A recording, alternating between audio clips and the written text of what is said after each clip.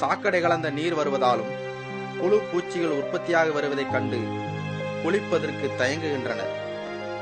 ஒரு காலத்தில் இந்த குளம் அறந்தாங்கி நகருக்கே குடிநீர் குளமாக இருந்தது.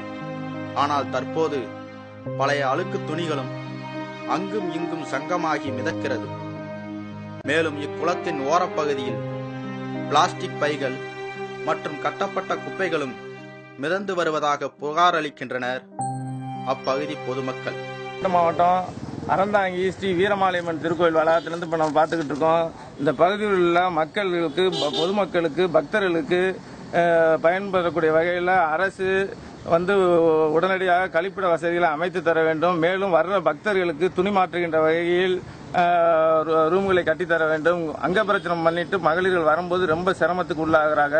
நீங்க அந்த பகுதியில் பார்த்தீங்கன்னா அந்த பகுதி பூரா கோவில் இடங்கள் புறக்கணிக்கப்பட்டு மேற்கொண்டு அதிலிருந்து சாக்கடை எல்லாம் இங்க 50 பேர் இடத்துக்கு உள்ள பில்டிங்க்கு உள்ள சாக்கடை இந்த கோயில் குளத்துல தான் கலந்துகிட்டு இருக்கு. ஆகவே தமிழக அரசும் நகராட்சி நிர்வாகமும் அறநிலையத்துறையும் சேர்ந்து இந்த பகுதியில் உள்ள சாக்கடைகள் இந்த குளத்துக்கு கலக்காத அளவிற்கும், மேலும் இந்த பகுதியில் கிட்டத்தட்ட 60 ஆண்டுகளுக்கு மேலாகிவிட்ட தூர்வாரும் பணியை அமைத்து தரும்படி பொதுமக்கள் சார்பாக கேட்டுக்கொள்கிறேன்.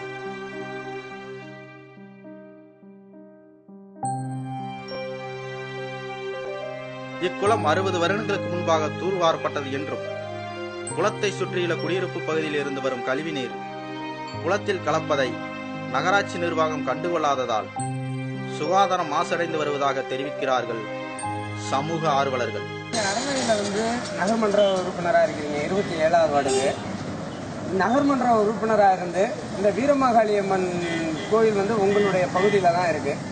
இந்த கோயிலுடைய அடிப்படை வசதிகள் குறித்து நீங்க என்ன மாதிரியான முயற்சிகள் இதுவரை செஞ்சுக்கிட்டு வர்றீங்க? இந்த புதுக்கோட்டை மாவட்டத்தில் அறந்தாங்கி வீரமாகாளியம்மன் கோயில் மிகவும் பிரசித்தி பெற்ற கோயில். இந்த கோயில் எனது வார்டில் 27வது இருந்துச்சு. இந்த கோயிலில் பக்தர்கள் தினசரி நிறையா பக்தர்கள் சாமி கும்பிடுவாங்க. வெளியில் அவங்களுக்கு எந்தவித அடிப்படை வசதியும் இது வரைக்கும் செஞ்சு கொடுக்கல. அது என்ன நகராட்சி பல முறை முறையிட்டோம். நகராட்சி நிர்வாகம் எதுவும் செஞ்சு கொடுக்க மாட்டேங்குது. என்ன குறைகள்னா வீரவாணி குளம் ரொம்ப தூர்வாராக ரொம்ப மோசமாக இருக்குது. அந்த வீரவாணி குளத்தை அந்த தெப்ப குளத்தை தூர்வாரி சுத்தப்படுத்தி அறந்தாங்கி நகர பொதுமக்களுக்கு நல்ல பயனுள்ளதாக ஆக்கணும் சொல்லி நான் பல முறை நகர்மன்றத்திலையும் அறநிலையத்துறையிலையும் முறையிட்டிருக்கோம். பொதுமக்கள்லாம் சேர்த்து கொண்டு போராட்டம் கூட அறிவிச்சிருக்கோம். போராட்டம் அறிவிக்கும் போது இந்த செஞ்சு தரேன்னு சொல்லி பிரச்சனையை ஆஃப் பண்ணிவிட்டு அப்புறம் பிரச்சனையை கடப்பில் போட்டுறாங்க. இது தமிழக உடனே தலையிட்டு இந்த செஞ்சு ஒன்றா கேட்டுக்கிறேன்.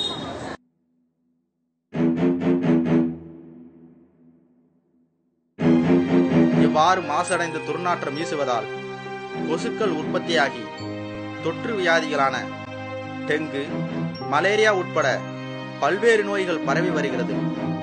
கடந்த வருடம் இப்பகுதியில் டெங்கு காய்ச்சலால் 13க்கும் மேற்பட்டோர் உயிரிழந்துள்ளதாக கவலை தெரிவிக்கின்றனர் அறந்தாங்கி கோட்டை பகுதி மக்கள்.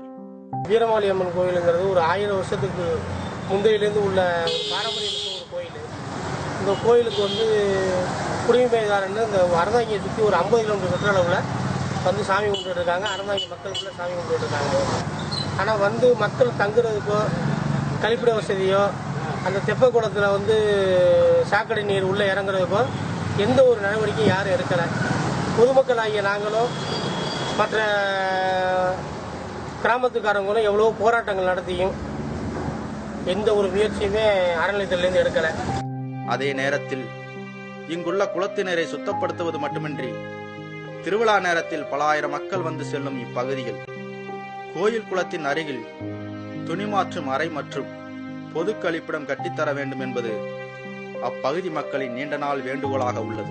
இங்கு கோட்டை பகுதியில் பழமை வாய்ந்த வீரமாகாளியம்மன் கோவில் உள்ளது. இக்கோயிலுக்கு தமிழகத்தின் பல்வேறு பகுதியில் இருந்து பக்தர்கள் பரிகாரங்கள் செய்வதற்காக இவ்வாலயத்திற்கு தினமும் ஆயிரக்கணக்கில் வந்த வண்ணம் இருக்கின்றனர். இங்கு வருகின்ற பக்தர்களுக்கு கழிவறை வசதி, தங்கு வசதி மற்றும் இங்குள்ள ஆலயத்திற்கு அறநிலைத்துறை சொந்தமான குளங்கள் 60 வருடங்களுக்கு மேலாக தூர்வாரப்படாமல் இந்த குளத்திலே கழிவு நீர் கலப்பதும் மற்றும் குப்பைகள் குளத்தில் இருக்கிறனால இந்த குளத்து தண்ணீரை யாருமே பயன்படுத்த முடியாத அளவிற்கு மாசுபடிந்துள்ளது. இந்த குளத்தில் கலப்படமாகும் கழிவு நீரை தடுக்க வேண்டும் என்பது இப்பகுதி மக்களுடைய நீண்ட நாள் கோரிக்கையாகும். தமிழன் செய்திகளுக்காக அறந்தாங்கி செய்தியாளர் ஆனந்த். இது குறித்து அப்பகுதி பொதுமக்கள் பல முறை மாவட்ட ஆட்சியரிடம் மனு அளித்தும் எந்தவித நடவடிக்கையும் எடுக்கப்படவில்லை. எனவே சம்பந்தப்பட்ட துறை அதிகாரிகள் மீது தமிழக அரசு நடவடிக்கை எடுத்து கோவில் குளத்தை தூய்மைப்படுத்த வேண்டும் என்பது அப்பகுதி மக்களின் நீண்ட நாள் கோரிக்கை. மீண்டும் அடுத்த தமிழன் சிறப்பு பார்வையில் உங்கள் அனைவரும் சந்திக்கும் வரை உங்களிடம் விடைபெறுவது அறந்தாங்கி செய்தியாளர் ஆனந்த், ஒளி அமைப்பாளர் மரியம் ரவி, படத்தொகுப்பு கார்த்திக், பின்னணி குரல் எழுத்தாக்கம் எம் ஜெயக்குமார்.